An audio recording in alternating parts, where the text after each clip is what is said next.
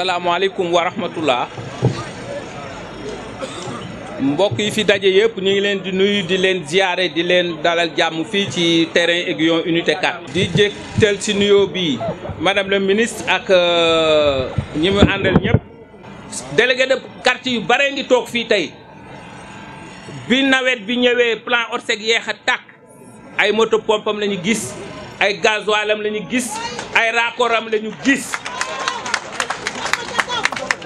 ñii wax naa dafa jënd délégué de quartier yeeg loolu nag ñooñu bàyyi nañ leen nag seen waxi reewande ñun ay responsable lañu waaye li mu fi def lañu mës a gis benn responsable wala benn kilifa bu ko def Kër Massar comme ñun nag ay mag lañu ràññee xam mën a seetlu nit loolu moo ñu àndaleeg madame le ministre Assome Aminata Diatta loolu la ñu bëggoon mu leer nañu nag. fukki candidat ak ñett ñoo am Kër Massar menn moom lañ ci gis mu seq teraanga quartier yeeg délégué de quartier yi menn moom lañ ci gis mu def programme bu leer nañ date ko nii fii ak ñetti weer ak fukki fan dinaa def lii juróomi at yi dinaa def lii at mu jot dinaa def lii menn moom lañ ko gis ci candidat yi fi am yépp lii priorité bi fii ñu toll mooy ñun ñëpp ñu dem jëli suñuy carte d'identité ñaax suñuy njaboot ñu jëli seen carte d'identité ñaax suñuy dëkkandoo ñu jëli seen carte d'identité bu loolu paree nag li ci des mooy bis ba le 23 incha allah ku yeewu demal voté ji doog a ndékki ji loolu nag njaween yeeg sekkeen yi laa ko sañ a wax maa ngi leen di wax ni nañu dem voté ji ba pare doog a ñëw ndékki. aouzu billahi mina sheytaan rajim bisimilahi rahmani rahim asalaamaaleykum mbooloo mi maa ngi leen di nuyu maa ngi nuyu délégué de quartier yi fi nekk yépp di leen masaw coono ci toogaay bu yàgg bi dañu doon defaraat document bi mu gën a baax rek ñuy jéggalu bu baax a baax ci temps bi di wax ni tey cérémonie bi ñu organisé ñu tuddee ko cérémonie de signature des contrats de quartier dafay cérémonie boo xamante dafay marqué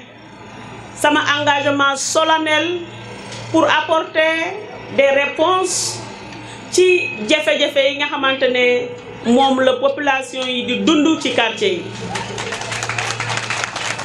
dëgg la avec bu ñu defee le dialogue de Kër Massar identifié nañ jafe-jafe yi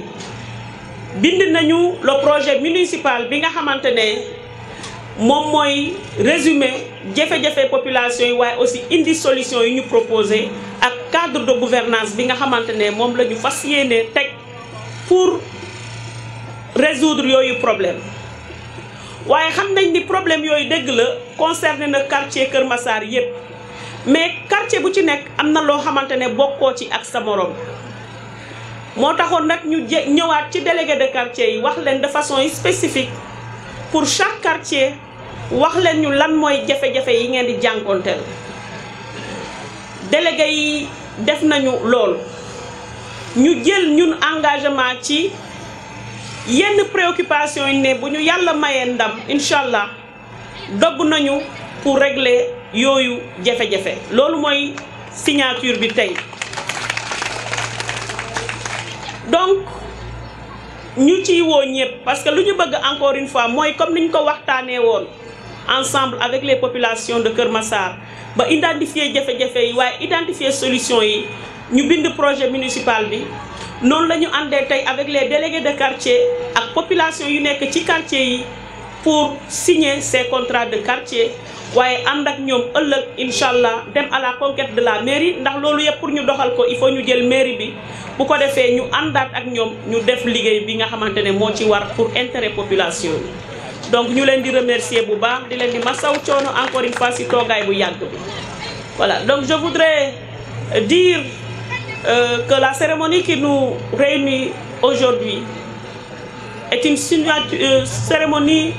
consacrée à la signature de contrat de quartier. Qu'est-ce qu'un contrat de quartier?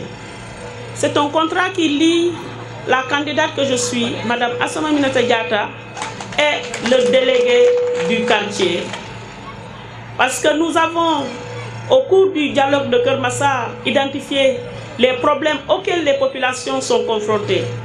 À la suite de ce dialogue de Keur Massar, nous avons élaboré le projet municipal. Mais le projet municipal traite des questions générales. Chaque quartier ayant sa spécificité, nous avons jugé utile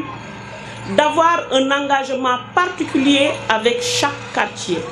Nous avons donc saisi les délégués de quartier et nous leur avons demandé d'identifier les préoccupations auxquelles leur quartier de façon spécifique est confronté. Et donc, chaque délégué de quartier nous a fait la remontée des préoccupations. À la suite donc des préoccupations qui ont été évoquées, nous avons pris